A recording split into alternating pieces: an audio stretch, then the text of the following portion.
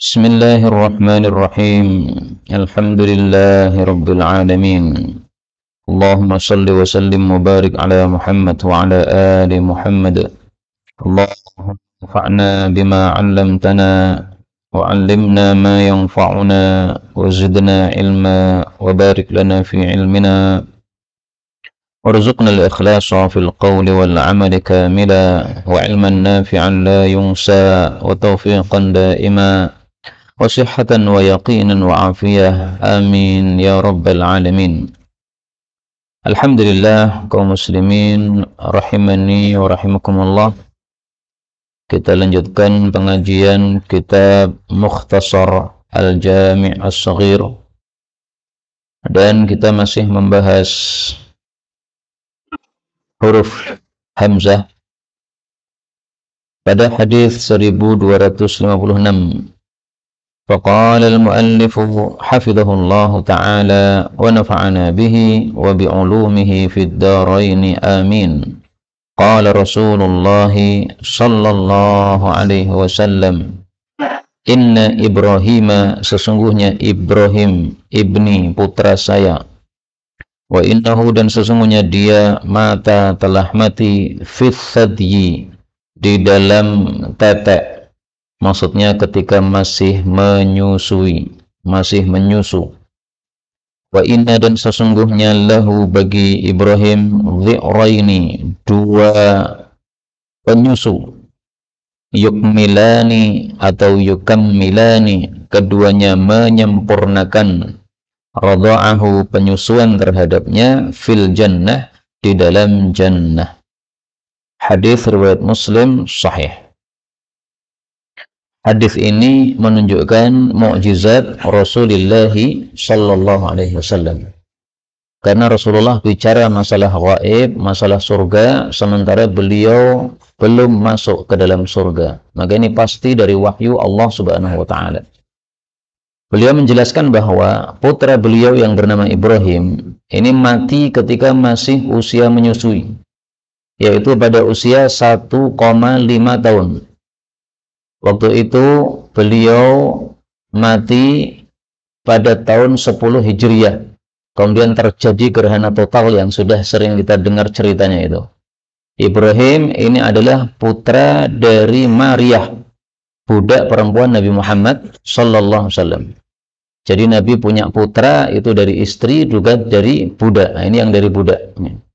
Nah, kata Nabi, karena Ibrahim ini masih menyusu, maka ketika di surga sekarang ini, kata beliau, sudah ada penyusu yang melanjutkannya.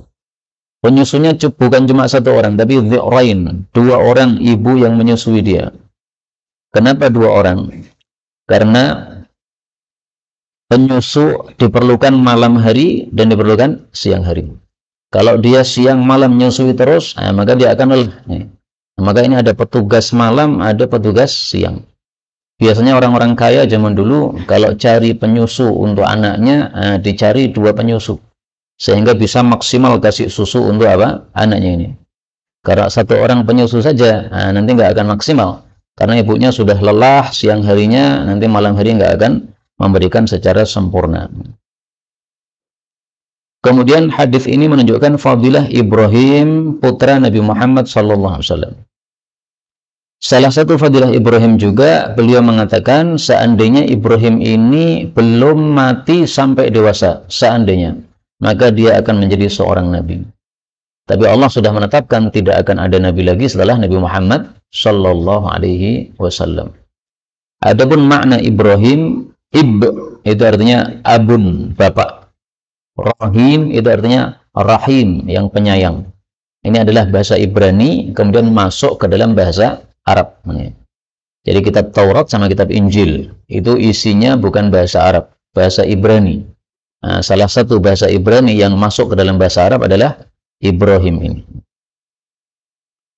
1257, Inna Ibrahim, sesungguhnya Nabi Ibrahim. Nah, kalau yang di sini Nabi, bukan putranya Nabi Muhammad. Harrama telah mengharamkan Makkah, kota Makkah, wada'a dan telah berdoa li ahliha laha untuk Makkah. Wa ini dan sesungguhnya aku haramtul Madinah, aku mengharamkan kota Madinah Kama sebagaimana harrama mengharamkan Ibrahimu Nabi Ibrahim Makkah kota Makkah. Wa da'autu laha dan aku berdoa untuk Madinah fi muddiha pada mudnya. Mud itu takaran untuk menakar beras dan sebagainya. Wa sa'yaha dan sa'nya sama juga ya. Mithla semisal ma da'a apa yang berdoa Ibrahim Nabi Ibrahim lima kata untuk kota Makkah. Hadis ini menunjukkan dua hal. Yang pertama, Makkah dan Madinah adalah tanah haram. Tanah haram maksudnya tanah yang dimuliakan oleh Allah Subhanahu wa taala. Dimuliakan bagaimana? Ada hukum-hukum khusus untuk Makkah dan Madinah. Tidak boleh menebang pohonnya misalnya. Tidak boleh menggusah hewan-hewannya. Nah, itu adalah hukum-hukum khusus untuk Makkah dan Madinah. Maka disebut sebagai dua tanah haram. Sering kita mendengar istilah khadim al-haramain. Pelayan dua tanah haram. Maksudnya penguasa di tanah haram yang menguasai Makkah Madinah kemudian melayani kota Makkah dan Madinah. Nah, maka istilah haramain itu adalah Makkah dan Madinah. Ada istilah yang salah tetapi sering beredar, sering kita dengar, yaitu mengatakan bahwa Baitul Maqdis atau Palestina itu adalah tanah haram yang ketiga. Nah, ini tidak benar. Enggak ada tanah haram yang ketiga. Tanah haram cuma dua, yaitu Makkah sama Madinah saja. Salah satu keharaman kota Makkah dan Madinah adalah tidak akan dimasuki oleh Dajjal. Demikian juga tidak akan dimasuki oleh wabah penyakit ta'un. Kalau wabah penyakit yang bukan ta'un bisa masuk, tapi kalau ta'un nggak bisa. Kemudian yang kedua, hadis ini menunjukkan bahwa makanan-makanan yang biasa ditakar dengan mud maupun dengan sa' di kota Makkah dan di kota Madinah diberkahi oleh Allah Subhanahu wa taala. Nah, berkahnya Makkah sama berkahnya Madinah, mana lebih banyak? Dalam hadis ini disebutkan mithla, semisal. Berarti persis. Berkahnya Makkah sama dengan berkahnya Madinah. Tetapi kita temukan dalam riwayat Imam Muslim, ternyata ada riwayat yang lain yang mengatakan Madinah berkahnya 2 kali lipat. Mari kita buka kitab Sahih Muslim bimithli. Nah, di sini beliau menjelaskan Imam Muslim. Adapun hadisnya Wuhab, maka isinya sama dengan riwayat Darawardi, yaitu bimithlai 2 kali lipat mada'a bihi Ibrahim yang didoakan oleh Nabi Ibrahim. Adapun riwayatnya Sulaiman bin Bilal dan Abdul Aziz bin Mukhtar, maka keduanya mengatakan mithla, semisal persis apa yang didoa oleh Nabi Ibrahim alaihissalatu wassalam. Jadi sama-sama dua riwayat ini sahih. Satu riwayat mengatakan semisal persis, satu riwayat mengatakan 2 kali lipat. Ketika sama-sama sahih, mana yang diambil? Yang diambil adalah yang lebih banyak. Kenapa? Karena kalau yang lebih banyak diambil, maka yang sedikit sudah masuk. Kita mengatakan berkahnya 2 kali, dan kita mengatakan berkahnya 1 kali. Kalau kita mengatakan 2 kali, berarti 1 kali ini sudah apa? Masuk. Kalau kita katakan 1 kali berkahnya, berarti satunya belum disebutkan. Nah, maka yang diambil adalah riwayat yang lebih banyak. Bimithlai ini. Maka berkahnya Madinah lebih besar daripada berkahnya Mekah. Dan para ulama berselisih pendapat, apa yang lebih utama, Mekah atau Madinah? Mayoritas ulama berpendapat Mekah lebih utama daripada Madinah. Menyelisih mereka Imam Malik, beliau berpendapat Madinah lebih utama daripada Mekah. Alasannya Imam Malik adalah karena Madinah dipilih oleh Allah untuk tempat menyimpan jasad Nabi yang paling mulia. Berarti ini tempat lebih utama. Alasan mayoritas para ulama bahwasanya Mekah itu kalau kita salat di Masjidil Haram maka dilipat gandakan berapa? 100.000 kali lipat salat biasa. Tapi kalau di Madinah cuma 1.000. Nah, di sini 100.000, di sini 1.000. Berarti yang lebih utama adalah yang 100.000. Dua pendapat ini sebenarnya bisa kita kompromikan. Yaitu kita katakan bahwa secara umum Makkah lebih utama.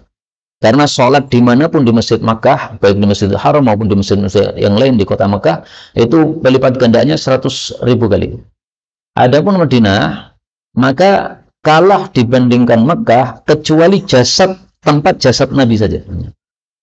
Kuburan yang ada jasad Nabi, tempat kecil itu. Nah, itulah yang lebih utama di atas muka bumi.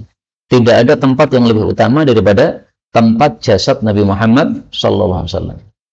Karena dipilihkan oleh Allah untuk menyimpan jasad Rasulullah SAW. Wallahu a'lam. 58. Inna Ibrahim, sesungguhnya Nabi Ibrahim, lamma ulqiya, tatkala dilempar, finnari, di dalam api, lam yakun, tidak ada, fil ardi, di bumi, dabbatun, binatang melata, illa, kecuali, atfa'at, memadamkan, an-nara, api, anhu, dari Nabi Ibrahim, ghairal wazagh, selain cicak. Fa innaha, sesungguhnya cicak, kanat, adalah, tangfukhu, meniup, alaihi, terhadap Nabi Ibrahim, maksudnya supaya apinya menjadi lebih besar. Hadis riwayat Ibnu Majah sahih. Hadis ini menunjukkan dua hal. Pertama, bahwa Nabi Ibrahim betul-betul pernah dilempar ke dalam api. Dan ini disebutkan oleh Allah dalam Al-Quran. Allah mengatakan, ya nar, kuni bardan wa salaman ala Ibrahim. Anbiya ayat 69. Wahai api, jadilah kamu dingin dan selamat untuk Ibrahim. Nah, maka ketika dilempar di situ, ada riwayat mengatakan 1 pekan, ada riwayat mengatakan 1 bulan. Jadi dibakar selama apa? 1 bulan. Tapi ketika apinya sudah padam, Nabi Ibrahim keluar dalam keadaan baju sama sekali tidak ada yang terbakar. Nah, ini Nabi Ibrahim alaihissalatu wassalam. Apa yang beliau ucapkan ketika dilempar itu? Nah, riwayat Ibnu Abbas mengatakan bahwa dia mengatakan hasbiyallahu wa ni'mal wakil. Kita lihat riwayatnya. Disebutkan oleh Imam Bukhari an Ibnu Abbas, dari Ibnu Abbas, hasbunallah wa ni'mal wakil. Ucapan hasbunallah wa ni'mal wakil, cukup bagi kami Allah dan Allah sebaik-baik pengurus. Qalaha Ibrahim, diucapkan oleh Ibrahim alaihi salam, hina ulqiya finnar, ketika dilempar di dalam api. Dan juga diucapkan oleh Nabi Muhammad sallallahu alaihi wasallam ketika orang-orang menakut-nakuti beliau, mengatakan, sesungguhnya para manusia sudah mengumpulkan tentara untuk menyerang kalian, maka takutlah kepada mereka, tapi justru malah menambah keimanan mereka. Dan mereka mengatakan hasbunallahu wa ni'mal wakil. Maka dari sini kita ambil pelajaran, kalau kita sedang ketakutan atau ditakut-takuti orang, maka wirid yang harus kita baca adalah hasbunallahu wa ni'mal wakil. Diulang-ulang, nggak usah dihitung, sebanyak-banyaknya udah ngomong terus. Tapi harus diimbangi dengan keyakinan sempurna. Allah cukup bagi kami. Nah, itu harus diyakini dalam hati. Betul-betul merasa bahwa kita cukup dengan Allah. Tapi kalau hatinya tidak meyakini, maka kalimat-kalimat seperti ini kurang ada fungsinya. Jadi kalimatnya sama, tapi fungsinya beda. Kenapa fungsinya beda? Karena kehebatannya bukan di kalimatnya, tapi di keyakinannya. Sama saya yang ngomong munafik sama yang ngomong muslim, beda. Kenapa? Munafik tanpa keyakinan, muslim pakai keyakinan. Nah, sehingga efeknya berbeda antara seorang muslim dengan orang munafik. Kemudian yang kedua, hadis ini menunjukkan jeleknya al-wazagh, yaitu cicak. Karena semua hewan itu ingin membela Nabi Ibrahim, tetapi dia cicak malah ingin membesarkan apinya. Dia tiup-tiup apinya supaya semakin besar, semakin besar. Meskipun tidak ada gunanya, cicak itu berapa sih tiupannya? Tapi sudah ada usaha yang jelek dari dia. Karena itu Rasulullah SAW menghasung umat Islam untuk bunuh cicak. Rasulullah mengatakan, fi awwali darbah, barang siapa yang berhasil membunuh cicak dengan 1 kali pukulan, hadis riwayat Muslim, kutiba lahum miyatu hasanah, dicatat 100 pahala. Siapa yang membunuh cicak pada pukulan kedua, maka pahalanya di bawahnya. Kalau membunuhnya dengan 3 kali pukulan, maka pahalanya semakin bawah lagi. Hadis riwayat Muslim. Ini tampaknya sunnah yang sudah mati. Ini memburu cicak. Di mana ada cicak, buru, dibunuh. Termasuk juga membunuh fa'run atau tikus, karena tikus itu kalau dibiarkan hidup akan membuat kerusakan di atas muka bumi. Nah, maka kita basmi gara-gara dia merusak. Hadis berikutnya 1259. Inna sesungguhnya abarral birri, paling bagusnya birrul walidain, itu adalah ayyasila, bahwasanya menyambung ar-rajulu seseorang, ahla keluarga, wuddi abihi, kekasih bapaknya atau rekan-rekannya bapaknya, ba'da setelah ayyuwalliya, pergi, maksudnya wafat, al-abu, bapak tersebut. Hadis riwayat Imam Muslim sahih. Maksud hadis ini adalah kalau bapak kita sudah wafat, maka cara birrul walidain terhadap bapak kita yang masih bisa kita lakukan terhadap orang-orang yang hidup adalah menyambungi teman-teman dekat bapak kita. Siapapun yang dulu akrab sama bapak kita, nah kita sambung. Seolah-olah itu bapak kita. Sehingga ketika bapak kita wafat, orang-orang tersebut merasa tidak kehilangan. Kenapa? Masih sambung sama anak-anaknya. Nah, itu adalah abarrul bir, paling bagusnya birrul walidain. Dalam sebagian riwayat disebutkan min abarril bir. Kalau ditambahin min, apa artinya? Termasuk dari paling bagusnya birrul walidain. Bukan yang paling, tapi termasuk. Beda kan, ya? Ini yang paling. Kalau paling itu berarti paling atas. Kalau termasuk itu berarti ada beberapa. Nah, tapi ini termasuk. Apakah paling atas, ataukah tengah, ataukah bawahnya? Pokoknya termasuk yang apa? Yang paling bagus. Itu perbedaan antara min dengan tanpa min. Dan hadis ini diterapkan oleh Ibnu Umar. Ibnu Umar waktu itu safar menggunakan surban, kemudian menggunakan onta, kemudian membawa keledai. Orang Arab kalau safar itu membawa onta sama keledai. Kenapa? Karena kalau sudah lelah di atas onta, maka untuk merefresh lagi, dia akan istirahat di atas keledai. Jadi dia naik keledai, berpindah dari onta, kemudian berpindah ke keledai. Ini seperti istirahat. Lanjut perjalanan tapi dengan keledai. Tapi nggak lama, paling setengah jam. Habis itu balik onta lagi. Karena yang kuat perjalanan lama adalah onta. Kalau kuda nggak kuat lama, keledai nggak kuat lama. Nah, onta ini bisa kuat lama. Nah, maka begitu di tengah perjalanan ketemu seorang Arab Badui, tiba-tiba Ibnu Umar lepas sorbannya. Silahkan Pak, ini dibawa. Kemudian keledai yang beliau tadi siapkan itu dikasihkan. Ini silahkan, keledai dibawa. Kemudian dirokok duitnya dikasih. Maka setelah itu orang Arab Badui pergi. Maka Ibnu Umar ditegur oleh teman-temannya, wahai Ibnu Umar, kenapa engkau semacam ini memberikan terlalu banyak? Ini orang Arab Badui, orang miskin, dia dikasih 4 dirham ada, udah cukup, udah senang. Maka kata beliau, ini orang adalah temannya bapak saya dulu.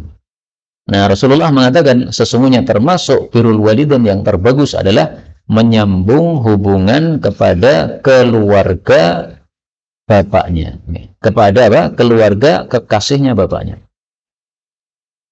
Orang Arab Badui tadi itu adalah anaknya orang yang dulu dekat dengan bapak saya. Jadi bapaknya Ibnu Umar berarti Umar punya teman dekat.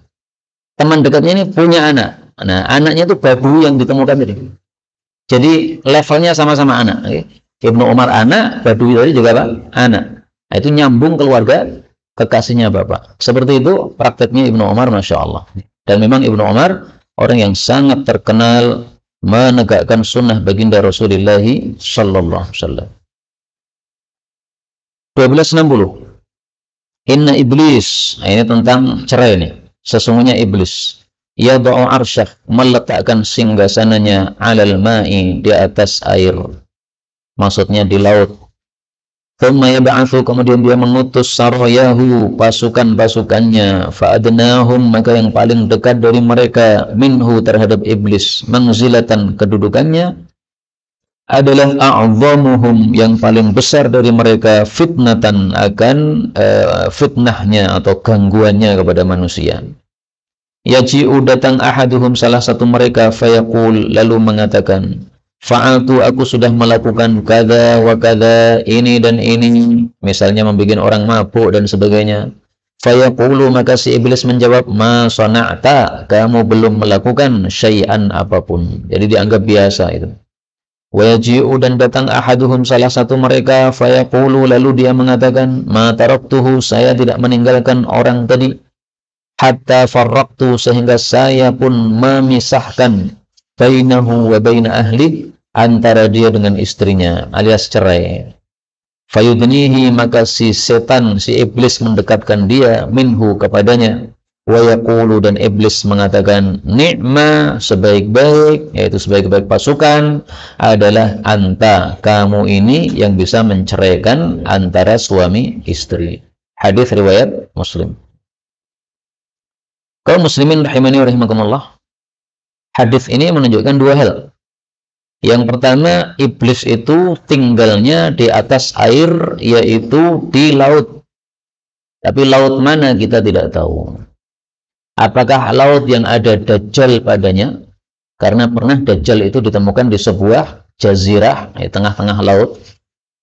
Apakah di tempat yang lain, segitiga Bermuda misalnya? Wallahu a'lam. Orang-orang bilang katanya segitiga Bermuda itu adalah tempatnya iblis. Ini tanpa dasar ngomong seperti ini. Katanya kalau ada pesawat lewat di situ kemudian akan apa? Masuk ke dalam. Kemudian kapal lewat di situ akan masuk ke dalam. Itu enggak harus bahwa itu tanda bahwa di situ ada iblis. Bisa jadi di situ ada pusaran yang sangat besar, sehingga karena pusaran yang sangat besar ini kemudian semuanya apa? Tersedot ke bawah. Bisa aja, wallahu a'lam. Adapun dikatakan di sini meletakkan singgasananya, apakah berarti iblis betul-betul punya kursi, punya singgasana? Di sini ada dua pendapat para ulama. Ada yang mengatakan kalimat ini hanya sebagai kalimat majazi, ya, ungkapan kiasan. Kalau dikatakan seseorang duduk di atas singgasana, maksudnya dia punya kekuasaan. Meskipun tidak harus apa? Duduk di atas singgasana. Dia lagi lesehan atau lagi makan, tapi karena kekuasaannya besar, dikatakan duduk di atas singgasana. Ada lagi yang mengartikan secara zahirnya, betul-betul dia duduk. Nabi saja mengatakan meletakkan singgasananya, berarti dia punya singgasana. Wallahu a'lam bishawab. Kemudian yang kedua, hadis ini menunjukkan bahwa setan itu sangat senang kalau farraqtu, kalau ada cerai suami istri. Nah, karena itu sebisa mungkin suami istri tidak cerai. Cerai itu adalah solusi terakhir. Ketika sudah tidak bisa disambung, baru cerai. Maka hukum cerai menurut para ulama sebagian, ya, hukum asalnya adalah haram. Artinya kalau cerai tanpa sebab haram. Sebagian ulama ini yang berpendapat seperti ini adalah Ibnu Taimiyah dan yang lain-lain. Sehingga kalau suami misalnya sudah bosan sama istrinya, udah bosan sama kamu, ya, saya cari yang lain saja supaya nggak bosan. Nah, ini haram hukumnya. Kenapa? Nggak ada sebab apa-apa. Kalau bosan, cari yang lain, jangan dicerai, kumpulkan 4, nggak ada masalah. Tetapi kalau apa? Diceraikan, maka enggak diperbolehkan. Sebagian lagi ulama berpendapat tidak sampai kepada haram, tetapi makruh. Kenapa? Karena abghadul halali ilallahi at-talaq. Perkara halal paling dibenci oleh Allah adalah cerai. Hadis riwayat Abu Dawud. Nah, tapi hadis ini derajatnya dhaif, kata Asy-Syaikh Al-Albani rahimahullahu taala. Tapi meskipun hadisnya dhaif, dikuatkan oleh hadis yang kita baca tadi, bahwasanya iblis suka terhadap perceraian. Nah, kalau iblis suka terhadap perceraian, berarti sebaliknya Allah apa? Tidak suka terhadap perceraian. Kemudian 1261. Inna ibna Adam, sesungguhnya manusia, in asabahu harrun, apabila mengenainya panas, seperti hari ini panas. Qala, dia mengatakan, hassi, waduh panas. Wa in asabahu bardun, kalau mengenainya dingin. Qala, dia mengatakan, hassi, waduh Hadis riwayat Ahmad sahih. Ini maksudnya celaan terhadap manusia yang suka berkeluh kesah. Panas ngeluh, dingin ngeluh, nah, terus pengennya apa? Namanya apa? Alam semesta itu antara panas atau dingin. Ya. Maka terima saja panas alhamdulillah, dingin juga alhamdulillah. Apakah ucapan hasi atau waduh itu haram? Tidak haram. Meskipun apa? Tidak baik. Ada seorang sahabat Nabi Shallallahu Alaihi Wasallam ketika perang, kemudian jari-jarinya putus, dia mengatakan hasi. Tidak marahi oleh Nabi Shallallahu Alaihi Wasallam. Ya. Namanya adalah Talhah bin Ubaidillah. Faqatala Talhatu. Talhah berperang. Qital al-ahada asyar. Melawan 11 orang. Hatta duribat yaduh. Sampai tangannya pun dipukul. Faqutiat asabi'uh. Maka jari-jarinya putus. Nih. Nah, bayangkan Pak, pedang nih, dipukul sehingga ini putus, sehingga pedangnya nggak bisa dipegang lagi karena udah putus jari-jarinya. Faqala hasi, maka dia mengatakan waduh. Maka Rasulullah Shallallahu Alaihi Wasallam bersabda, lau qulta bismillah, kalau kamu tadi katakan bismillah, la rafa'atkal malaikah, malaikat akan naikkan kamu ke langit, wan nasu yang turun, sementara orang-orang pada melihat kamu naik ke langit, terbang ke langitnya. Kemudian Allah memenangkan orang-orang Muslim terhadap orang-orang musyrik. Ini hadis riwayat Nasai, derajatnya hasan. Nah, di sini kita lihat Nabi tidak memarahi Talhah, cuma berkomentar saja. Kalau kamu ngomong Bismillah lebih utama. Tapi tidak dilarang oleh Nabi ya, jangan ngomong waduh haram, nggak begitu. Nah, tapi kebiasaan kita mengatakan waduh itu kurang utama. Semestinya begitu awal musibah datang langsung mengucapkan alhamdulillah. Ini lebih utama daripada dimulai waduh dulu. Biasanya waduh apa alhamdulillah langsung, Pak. Ketinggalan waduh dia nih. Kedaduk waduh nih, loro nih, kejepit waduh. Nah, itu udah biasa, udah refleks nih. Nah, coba refleksnya diubah. Alhamdulillah nih. Setiap ada apa-apa alhamdulillah, alhamdulillah nih. Nah, ini kalau bisa refleks alhamdulillah ini lebih utama. 1262. Inna ibni, sesungguhnya putra saya, hadza ini sayyidun, adalah sayyid. Sayyid itu apa? Nah, nanti kita jelaskan. Wala'allallah, dan barangkali Allah ayyusliha, mendamaikan bihi, dengan beliau, baina fi'ataini, di antara dua kelompok azimataini, yang besar, minal muslimina, dari kalangan umat Islam. Hadis riwayat Bukhari sahih. Yang dimaksud putra Nabi ini adalah Hasan bin Ali bin Abi Thalib. Jadi siapa dia? Cucunya Nabi Muhammad Sallallahu Alaihi Wasallam. Maka cucu itu boleh disebut sebagai ibn, anak, nggak ada masalah. Sebagaimana kakek boleh disebut apa? Bapak. Karena bapak itu hakikatnya adalah orang yang menyebabkan kita lahir atau kita muncul. Maka bapak, kakek, dan seterusnya ke atas itu adalah bapak kita. Nah, anak adalah sebaliknya, yaitu orang yang dimunculkan oleh kita. Maka anak kita adalah anak kita, cucu kita adalah anak kita, dan seterusnya ke bawah semuanya adalah anak-anak kita. Nah, kata Nabi, Hasan bin Ali ini adalah seorang sayyid.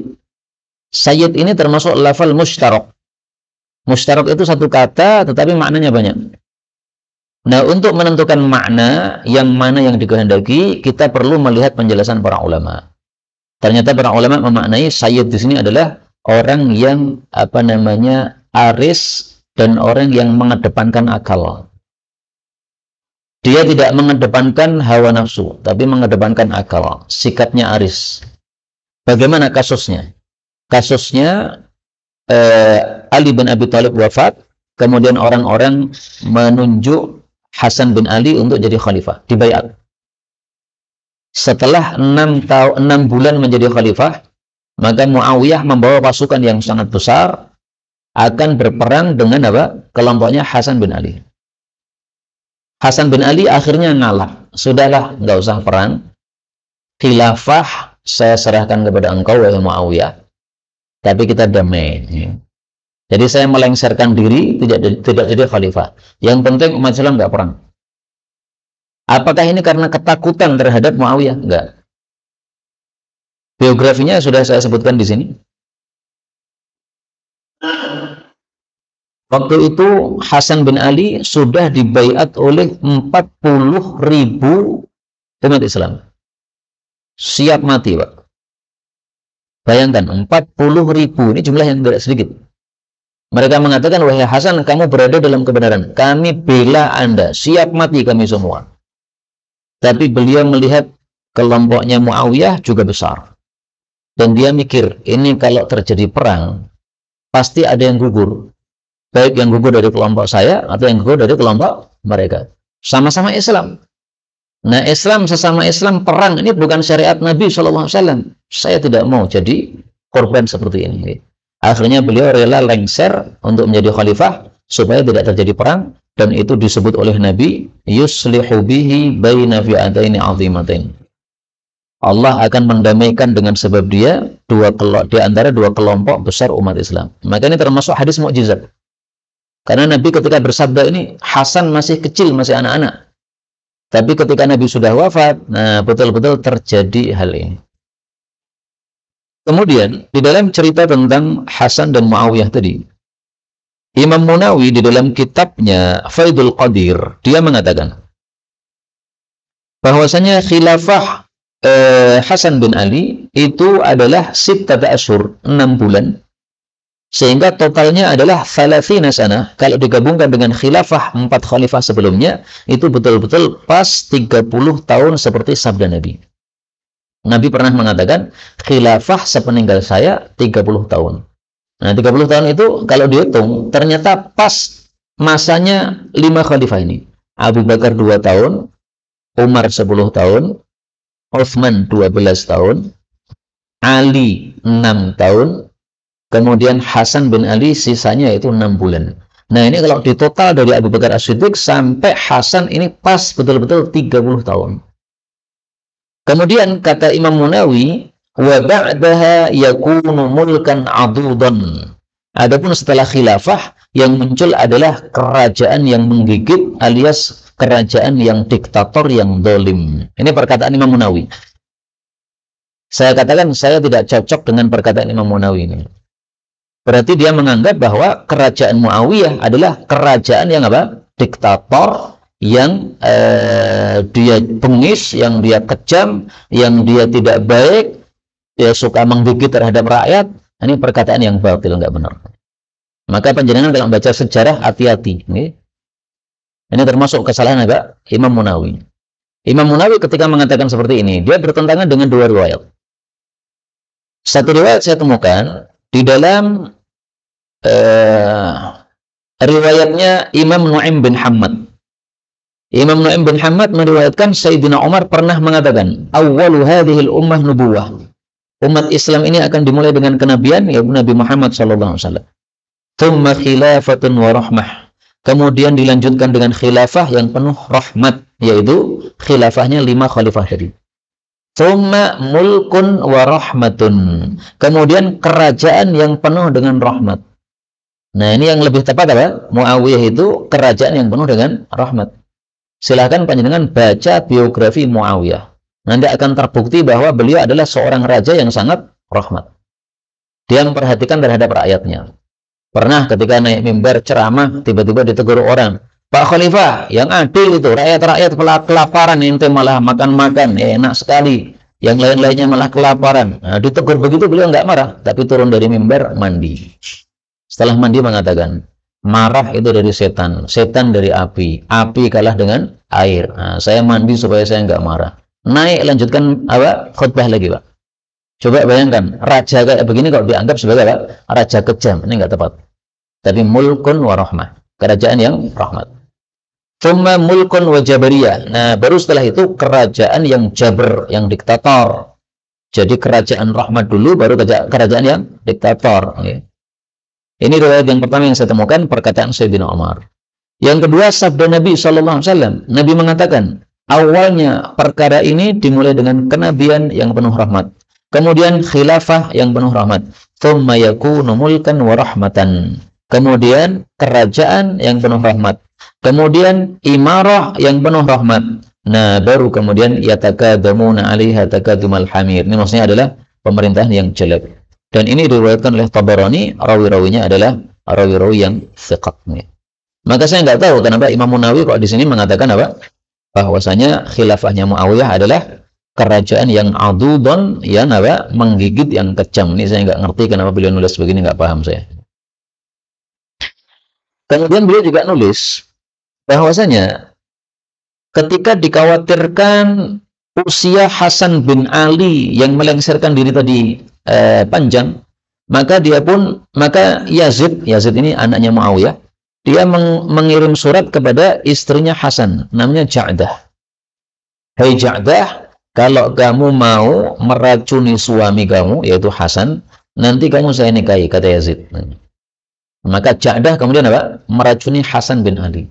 Jadi Hasan bin Ali matinya gara-gara apa? Diracuni oleh istrinya.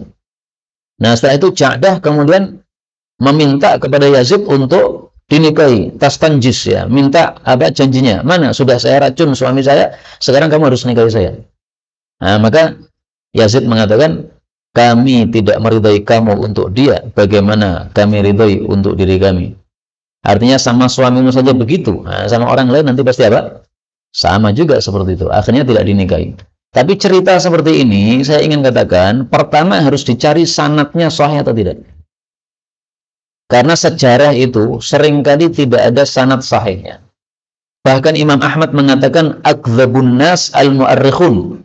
Orang paling banyak dusta itu adalah ahli sejarah. Maksudnya, ahli sejarah seringkali bicara suatu kejadian tapi tidak ada sanadnya. Itu maksudnya dusta seperti itu. Kalau mau tidak dusta, sebutkan sanadnya. Sumbernya dari mana? Anfulan. Nah, sumbernya valid. Bisa dicek nih. Ngomong kamu dapatnya dari mana? Nah, jangan dapat dari internet atau dari koran. Jangan begitu. Fulan betul ngomong dari mana? Kemudian dari siapa? Nih. Nah, maka cerita-cerita seperti ini terus terang ya, kita tidak boleh meyakini secara total. Ini harus kita berhati-hati dalam bab sejarah. Jangan semua sejarah kemudian kita baca, kita telan. Okay? Sejarah itu anggap seperti koran. Okay? Koran bagaimana? Ya, isinya mungkin benar, isinya mungkin salah, mungkin kebohongan. Penguasa bisa saja membuat apa? Kebohongan, kemudian disuruh dibayar. Ini sebarkan berita seperti ini, kemudian dibayar. Seperti sekarang ini. Okay? Buzzer itu dibayar untuk apa? Menyebarkan berita bohong. Nah, kayak dulu juga sama seperti ini juga. Maka ini dua hal yang perlu saya tegaskan dari tulisan Imam Munawi. Ya. Pertama, bahwasanya dia menyebut kerajaan Muawiyah kerajaan yang menggigit, ini tidak benar, bertentangan dengan dua riwayat. Kemudian dia mengatakan Ja'dah istrinya Hasan ini meracuni Hasan, ini perlu dicek lagi apakah sahih atau tidak. Kemudian 1263. Inna sesungguhnya ibnaya dua putra saya, hadzaini ini, raihanataya adalah dua raihan saya, minat dunia dari dunia. Raihan itu adalah setiap tumbuhan yang wangi, itu namanya raihan. Maka seperti bunga mawar itu raihan, karena wangi. Wangi alias sering dicium. Nah, maka maksudnya anak disebut raihan karena apa? Sering dicium. Orang lihat anak itu kan gemes, ya, kemudian dicium. Kalau sudah nggak anak lagi, sudah nggak gemesin lagi, nggak dicium lagi. Nah, maka yang dimaksud ibnaya, dua anak ini adalah Hasan dan Husain. Fadilahnya Hasan dan Husain, selain adalah orang yang sangat dicintai oleh Nabi, sehingga disebut sebagai raihan, juga Sayyida Syababi Ahlil Jannah. Ibnaya hadani, dua putra saya ini Hasan Husain. Sayyida adalah tokoh Syababi Ahlil Jannah, pemuda penghuni surga. Wa abuhuma khairu minhuma, tapi bapaknya yaitu Ali lebih baik daripada keduanya. Hadis riwayat Ibnu Asakir. Kita lanjutkan 1264. Inna sesungguhnya abwabal jannah, pintu-pintu surga, tahta di bawah zilali naungan as-suyufi, pedang-pedang. Hadis riwayat Muslim. Hadis ini menunjukkan fadilah melakukan jihad fi sabilillah, bahwasanya jihad fi sabilillah menghantarkan kita masuk ke dalam surga. Nah, kemarin sudah kita bahas bahwa di Indonesia tidak ada jihad perang, maka kita oleh Allah sudah diganti dengan dua amalan yang mudah. Yang pertama adalah talabul ilm. Talabul ilm, mencari ilmu seperti ini termasuk menghantarkan ke dalam surga. Hadisnya sudah sangat terkenal, semuanya sudah hafal insyaallah. Man salaka tariqan yaltamisu fihi ilman sahhalallahu lahu tariqan ilal jannah. Siapa yang menempuh jalan menuju mencari ilmu, Allah masukkan ke dalam jalan menuju surga. Kemudian yang kedua, masuk rumah mengucapkan apa? Assalamualaikum. Itu menyebabkan masuk surga. 1265. Inna sesungguhnya abwabar riba, pintu-pintu riba, ithnani wa sab'una, ada 72 huban dosa. Adnahu yang paling rendah, kalladzi seperti orang yang ya'ti ummahu, mendatangi ibunya, maksudnya zina, fil islami, di dalam masa Islam. Hadis riwayat Tabarani sahih. Hadis ini menunjukkan besarnya dosa riba. Dan bahwasanya riba itu ada macam-macam. Maka ada riba fadl, ada riba nasi'ah, dan segala macam. Semuanya adalah dosa besar. Tidak ada dosa riba yang kecil. Kenapa? Karena yang paling rendah adalah seperti mengumpuli ibu padahal sudah beragama Islam. Zina itu kan di mata semua orang kan jelek, Pak. Bagaimana kalau menzinai ibunya sendiri? Na'udzubillah. Nggak kebayang, ini berarti otaknya sudah rusak. Ibunya sendiri yang melahirkan dia, kok malah dizinai. Itu kan nggak, mikirnya sudah nggak lurus sama sekali. Nah, itu dosa riba paling kecil seperti itu. Sekarang dosa riba terbesar. Rasulullah Shallallahu Alaihi Wasallam bersabda, Inna arbar riba, sesungguhnya riba terbesar adalah syatmul a'rad, mencela kehormatan orang. Apa maksudnya mencela kehormatan orang? Maksudnya tafdilul mar'i ala akhihi, melebihkan seseorang terhadap saudaranya bisyatmi, dengan celaan. Jadi misalnya A mencela B, satu celaan. B membalasnya dua celaan. Nah, itu kata Nabi adalah arbat riba, riba yang paling riba. Mungkin muncul pertanyaan, ini kok nggak masuk akal? Riba paling kecil itu seperti zina dengan ibu. Tapi riba paling dahsyat adalah apa? Riba celaan. Gimana? Maka jawabnya adalah bahwa saya harus jujur, hadis-hadis seperti ini memang diperselisihkan derajatnya. Ada yang mengatakan sahih, ada yang mengatakan dhaif. Kalau kita katakan dhaif, sudah selesai masalah. Nggak usah dibahas hadisnya dhaif. Tapi kalau kita mengatakan hadisnya sahih, maka perlu dicari solusinya. Gimana ini? Masa dosa riba paling kecil sama dengan zina dengan ibu, dosa riba terbesar adalah riba celaan. Gimana ini? Nah, maka maksudnya adalah wallahu alam bissawab, arbar riba ini bukan riba terbesar paling tinggi nomor satu, bukan. Tapi min arbar riba, sebagaimana dalam riwayat yang lain. Termasuk dari riba yang terbesar. Termasuk saja, bukan paling besar, bukan. Lah dengan kalau zina dengan ibu gimana nih? Biasanya orang mencela itu nggak berhenti-berhenti, Pak. Cela. Berbeda dengan zina. Ya, zina sekali ya sudah. Apalagi kalau udah ketahuan sudah. Tapi kalau celaan ini, biasanya bertubi-tubi nggak akan apa? Berhenti-berhenti. Maka mungkin ini yang dimaksud, wallahu a'lam bishawab, karena riba itu, riba dalam celaan itu biasanya bertubi-tubi, tidak pernah berhenti sampai akhir hayat. Bahkan celaan itu bisa diriwayatkan dalam kitab-kitab sampai orang mati pun masih apa? Celaan itu masih dibaca orang. Tapi kalau zina sudah, kelakuan zina berhenti, dicabut, sudah, zinanya habis, sudah. Hanya beberapa menit saja. Tetapi kalau celaan ini, kalau sudah tertulis dalam kitab atau tertulis dalam Facebook, dibaca semua orang sampai hari kiamat, dosanya beruntun turut-turut terus. Wallahu a'lam bishawab. Kemudian 66. Inna sesungguhnya abwabas sama, pintu-pintu langit, tuftahu dibuka ila ketika zawali syamsi, tergelincir matahari. Kenapa ila saya artikan ketika? Karena ternyata di dalam kitab syarahnya itu bukan ila, tapi inda. Tapi dalam kitab Jami'us Shaghirnya ila. Maka yang dimaksud di sini apa? Dibuka pintu-pintu langit ketika zawalus syamsi, tergelincir matahari. Fala turtaju, maka tidak dikunci hatta yusalla dhuhr, sehingga dilakukan salat zuhur. Fa uhibbu, maka saya senang, ayyas'ada li, bahwasanya naik bagi saya, fiha, di dalam waktu tersebut, khairun, amal kebaikan. Hadis ini berkaitan dengan salat yang disebut oleh sebagian ulama dengan istilah salat sunnatuz zawal. Apa itu salat sunnah zawal? Salat sunnah yang dilakukan sebelum zuhur 4 rakaat langsung tanpa tahiyat awal ketika sudah tergelincir matahari. Tergelincir matahari kan azan. Nah, begitu azan kita salat apa? 4 rakaat. Tapi langsung 4. Nah, itulah yang disebut sebagai sunnatuz zawal. Maka Nabi ditanya, ya Rasulullah, engkau melazimi sebelum zuhur salatnya 4 rakaat tanpa salam. Kenapa itu? Nah, beliau jelaskan. Ini kalau sudah tergelincir matahari, pintu langit dibuka oleh Allah. Nah, pas dibuka itu saya pengen amal saya naik.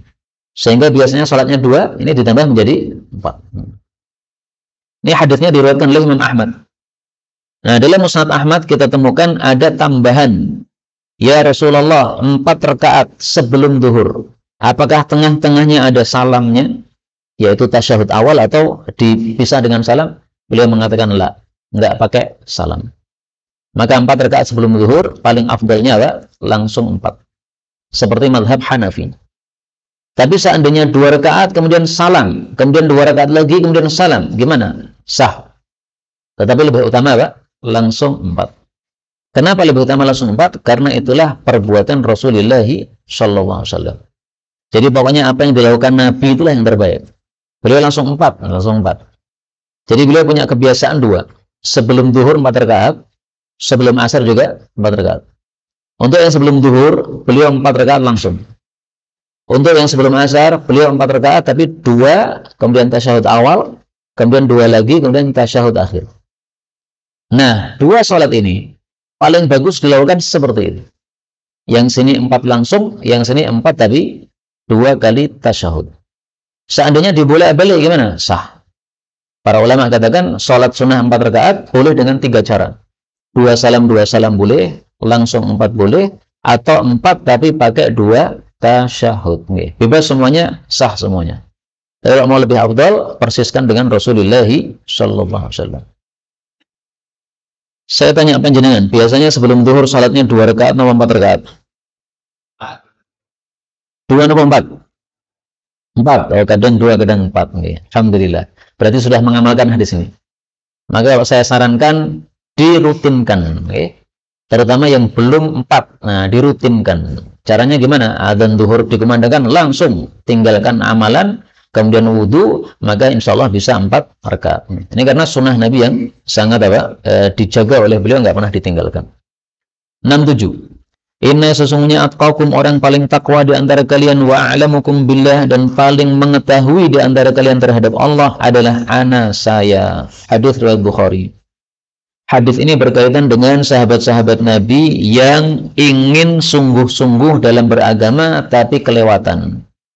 Satunya mengatakan, saya tidak akan mau nikah, udah ibadah terus saja. Satunya katakan, tiap siang saya puasa. Satunya katakan, tiap malam saya nggak tidur. Nah, maka Nabi jelaskan, orang paling takwa itu saya. Kalau mau niru, ya niru saya, orang paling takwa. Saya malam ya tidur. Ada tidurnya, ada salatnya. Saya juga punya istri, sehingga ada ibadah, tapi juga ada muamalah. Karena muamalah kalau diniatkan untuk Allah menjadi apa? Ibadah. Nah, maka ditegur oleh Nabi, enggak seperti itu cara ibadah ya. Ibadah yang seperti itu seperti rahib-rahib yang Nasrani yang mereka tidak mau nikah sama sekali, yang tidak sesuai dengan ajaran Islam. 68. Inna sesungguhnya ahabba paling disukai asma'ikum nama kalian indallah di hadapan Allah adalah Abdullah dan Abdurrahman. Nah, maka sangat disarankan dalam satu rumah ada yang namanya siapa? Abdullah atau Abdurrahman. Kalau bapaknya sudah Abdullah, nah sudah, anak-anaknya yang lainnya enggak Abdullah, enggak apa-apa. Tapi satu keluarga sangat disarankan ada yang bernama apa? Abdullah. Karena itu adalah nama yang paling dicintai oleh Allah Subhanahu wa taala. Kenapa paling dicintai oleh Allah? Para ulama menjelaskan, Asmaul Husna itu ada 2 macam. Ada yang usul atau pokok, ada yang furu' atau cabang. Yang pokok ini ada sifat-sifat Allah yang pokok. Ya. Para ulama katakan sifat-sifat yang Allah yang pokok adalah as-sifatus sab', sifat yang 7. Allah Maha mendengar, Maha melihat dan seterusnya itu. Kemudian dari yang pokok ini ada lagi intisarinya. Nah, intisari dari 7 sifat yang pokok adalah Allah dan Ar-Rahman. Nah, makanya nama paling dicintai oleh Allah adalah Abdullah dan Abdurrahman. Karena nama Allah dan Ar-Rahman ini mencakup seluruh nama yang lain-lainnya. Jadi semua nama Allah yang lainnya itu bisa dikembalikan kepada salah satu dari 2 nama ini. Yaitu maksudnya ini termasuk rahmat Allah, ini termasuk ketuhanan Allah Subhanahu wa taala. Alhamdulillah saya sudah bernama Abdullah, sehingga anak-anak saya nggak ada lagi yang bernama Abdullah. Sudah satu keluarga sudah ada Abdullahnya. 1269. Inna sesungguhnya ahabbakum, yang paling dicintai di antara kalian, ilayya oleh saya, wa aqrabakum dan paling dekat di antara kalian minni terhadap saya, fil akhirah di akhirat, majalis akan majelisnya, ahasinukum akhlaqa, yang bagus-bagus akhlaknya. Wa inna dan sesungguhnya abghadakum ilayya, yang paling dibenci oleh saya, wa ab'adakum minni dan paling jauh di antara kalian dari saya, fil akhirah di akhirat kelak, adalah aswa'ukum akhlaqa, yang paling jelek akhlaknya. As-sartharun, yang banyak omongnya. Al-mutafayhiqun. Mutafayhiqun ini ada dalam hadis yang sahih. Nabi ditanya apa sih mutafayhiqun? Beliau mengatakan mutakabbirun, yaitu orang-orang yang sombong. Hadis riwayat Tirmidzi. Al-mutasyaddiqun, orang-orang yang memfasih-fasihkan ucapannya. Jadi dia memaksa-maksakan untuk menampak-namakan dia bahwa dia orangnya fasih bicara. Sehingga terkenal sebagai apa? Orang yang fasih bicara, mentakalluf atau apa namanya, memaksa-maksakan bahwa ucapannya ditampak-tampakkan, didahsyat-dahsyatkan. Nah, itu yang dimaksud mutasyaddiqun. Hadis ini menghasung kita untuk berakhlak yang baik. Semakin akhlaknya baik, maka semakin tinggi derajatnya di akhirat bersama Rasulullah Shallallahu Alaihi Wasallam. Ada satu hadis yang yang kita jadi ingat gara-gara hadis ini, yaitu seorang wanita menikah setelah suaminya wafat. Suaminya wafat, dia janda, kemudian menikah lagi. Nah, maka Rasulullah ditanya, ya Rasulullah, ini perempuan nikah lagi setelah suaminya wafat, nanti di surga bersama siapa? Beliau mengatakan, wanita yang nikah lagi, besok di akhirat disuruh milih. Kamu pilih siapa? Pilih suami pertama atau suami kedua? Kemudian dia akan memilih suami yang akhlaknya paling bagus. Kenapa? Akhlaknya paling bagus, derajatnya paling tinggi. Nah, ini dia akan memilih yang apa? Bersama yang paling tinggi. Baik itu suami pertama maupun suami kedua. Tapi hadis ini memang bermasalah sanadnya. Maka wallahu a'lam bishawab. Terakhir, 1270. Inna sesungguhnya Uhud dan gunung Uhud, jabalun adalah gunung yuhibbuna yang mencintai kami, wa nuhibbuh dan kami pun mencintai gunung Uhud. Hadis muttafaqun alaih. Gunung itu adalah benda padat, makhluk tidak bernyawa, tidak berakal. Kok bisa yuhibbuna mencintai kami? Padahal cinta itu adalah perasaan yang dimiliki oleh orang yang berakal. Maka jawabnya adalah di sini para ulama berselisih pendapat. Pendapat yang pertama ada yang mengatakan ini hanyalah kinayah. Karena gunung Uhud menyelamatkan penduduk Madinah dari serangan musuh. Gara-gara ada gunung maka musuh tidak bisa langsung apa? Masuk kota Madinah. Nah, dia menjaga kota Madinah itu seolah-olah apa? Mencintai. Inna lillahi wa inna ilaihi raji'un. Inna lillahi wa inna ilaihi raji'un. Inna lillahi wa inna ilaihi raji'un. Inna lillahi wa inna ilaihi raji'un. Inna lillahi wa inna ilaihi raji'un. Inna lillahi wa inna ilaihi raji'un. Inna lillahi wa inna ilaihi raji'un. Inna lillahi wa inna ilaihi raji'un. Inna lillahi wa inna ilaihi raji'un. Inna lillahi wa inna ilaihi raji'un. Allahumma ajurna fi musibatina wa akhlif lana khairan minha. اللهم إنا نسألك الخير كله ونعوذ بك من الشر كله. اللهم إنا نسألك الخير كله ونعوذ بك من الشر كله. اللهم إنا نسألك الخير كله ونعوذ بك من الشر كله. اللهم اقسم لنا من خشيتك ما تحول بيننا وبين معصيتك ومن طاعتك ما تبلغنا به جنتك ومن اليقين ما تهون به علينا مصائب الدنيا ومن اليقين ما تهون به علينا مصائب الدنيا. اللهم متعنا بأسماعنا وأبصارنا وقواتنا ما أحييتنا واجعله الوارث منا واجعل ثأرنا على من ظلمنا وانصرنا على من عادانا ولا تجعل مصيبتنا في ديننا ولا تجعل الدنيا أكبر همنا ولا مبلغ علمنا ولا تسلط علينا من لا يرحمنا وصلى الله وسلم وبارك على النبي محمد والحمد لله رب العالمين. Subhanakallahumma rabbana bihamdik asyhadu an la ilaha illa anta astaghfiruka wa atubu ilaik.